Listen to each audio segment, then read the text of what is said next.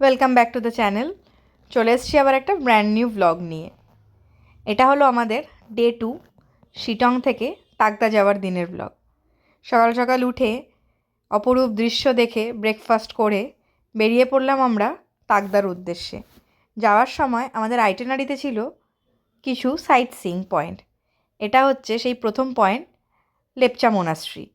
এখানে গিয়ে ভিডিও টিডিও নিলাম, একটু ফটো নিলাম। তারপর চলে গেছিলাম আই লাভ শিটং লেখা, সেখানে প্রচুর ফটো নিয়েছি। ভিডিও নিতে ভুলে গেছি, ওদিন এত রাশ ছিল, ওখানে প্রচুর লোকজন ফটো তুলছিল। তারপর ওখান থেকে আমরা চলে এলাম এই একটা দারুণ অপরূপ জায়গা, সেটা হচ্ছে নামথিং পোখরি। এটা অপরূপ এই কারণে বললাম, প্রচুর গ্রিনারি, প্রচুর, আমি এক্স্যাক্টলি বলতে পারছি না এটা পাইন ট্রিজ না কি ট্রি। তো তোমরা যদি কেউ জেনে থাকো তাহলে প্লিজ কমেন্ট করে জানিও এটা কি গাছ। তো এই গাছগুলো মানে আরও ওপরে ওঠা যায়। এটা একটা বেসিক্যালি লেক, কিন্তু সেই সময় লেকের জলটা শুকনো ছিল। একটা বিশাল বড় বজরংবলির মূর্তি ছিল, আর এই ফরেস্টটা ছিল। এই ফরেস্টের এখান দিয়ে উঠলাম, উঠে টুকটুক করে গাছের ফাঁক দিয়ে উকি দিয়ে একটুখানি এদিক ওদিক করে ভিডিও শ্যুট করার চেষ্টা করছিলাম। বরকে টুকি টুকি খেলছিলাম আর কি অ্যাকচুয়ালি। তারপর ওটা দেখে নিলাম বর ভিডিও নিয়ে নিয়েছে। যাই হোক, এই সেই টুকি টুকি খেলে এই ভিডিওগুলো নিলাম গাছের, এত সুন্দর না। আমার এই জায়গাটা দারুণ লেগেছে। অনেকটা মনে হচ্ছিল লামাহাটা, কিন্তু এটা লামাহাটা নয়। এরপর আমরা চলে এলাম ওই দিনের সেরা view point, Ahaldara view point. এই যখন ঢুকছিলাম, এই দুপাশে এত সুন্দর মানে গাছ, এই হলুদ ফুলগুলো অসাম। এটাকে আমরা বোধহয় তারা গেঁদা না কি একটা বলি।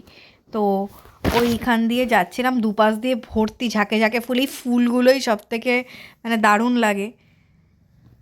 এই রাস্তাটা মানে এখন যখন ভয়েস ওভার দিচ্ছি মনে পড়ছে, মনে হচ্ছে আমি ওখানেই বসে তোমাদেরকে এই ভয়েস ওভারটা দিচ্ছি। এত দারুণ দারুণ মানে এক্সপিরিয়েন্স, দারুণ। রাস্তাটা কি সুন্দর ওপরে উঠছে নামছে, ওপরে উঠছে নামছে। আর চারিপাশের এই ফুল গাছগুলো একদম মানে added a feather on the ক্যাপের মতো লাগছে। এই লেফট সাইডে পার্কিং ছিল, কিন্তু আমাদের ড্রাইভার দাদা একটু বুদ্ধি করে ওপরে গিয়ে পার্ক করেছে, যাতে আমাদের বেশি হাঁটতে না হয়। অনেকের কাছেই অহলদারা নামটা হয়তো খুব পরিচিত। অহলদারায় অনেকে থাকে, অহলদারা হোমস্টে, এটা তো একটা খুব ভালো এবং বিখ্যাত হোমস্টে। বাট এইখানে থাকার জন্য বুকিং পাওয়াটা খুব ডিফিকাল্ট। বহু লোক বহুদিন ধরে ট্রাই করতে করতে গিয়ে তারপরে স্লট পায়। চারিপাশটা কত সুন্দর, প্রকৃতিকে এত কাছ থেকে দেখা যাবে, আমরা তো কোনো এগুলো দেখতেই পারি না। এই ঘুরতে যাই যখন 2-4 দিনের জন্য, তখনই এটা সম্ভব। আর তাই জন্যই পাহাড় পাহাড়, শহর শহরই। আশপাশটা এত ভালো লাগছিল দেখতে, মনে হচ্ছিলো হাতে সময়, টাইম ক্রাঞ্চ তো থাকেই, নয়তো ওখানে ঘন্টার পর ঘন্টা বসে থাকা যায় আরামসে। এই একই জিনিস তাকিয়ে থাকা, মানে চোখ মেলে যত দূর দেখা যায়। যাই হোক, এবার বেশিক্ষণ তো আর দাঁড়িয়ে এখানে থাকা যাবে না, আমাদের তো আবার তাকদার দিকে রওনাও দিতে হবে। এবার গাদাগুচ্ছের কমসে কম 80 থেকে 100 খানা তো ফটো তুলতেই হবে। প্রত্যেকটা ভিউ পয়েন্টে তো 70-80টা করে ফটো তুলেইছি আমি, সাথে ভিডিও। সেই সব করতে করতে আমাদের বেশ টাইম কেটে গেল। আর ওই পাশে প্রথমের দিকে রোদ ছিল, তারপর আস্তে আস্তে একটু ছাওয়া পড়তে লাগলো। এটা হচ্ছে ন্যাচারাল টেগর প্লেস। এখানে এটা আমরা বুঝতে পারছিলাম না এই পাশ থেকে দাঁড়িয়ে।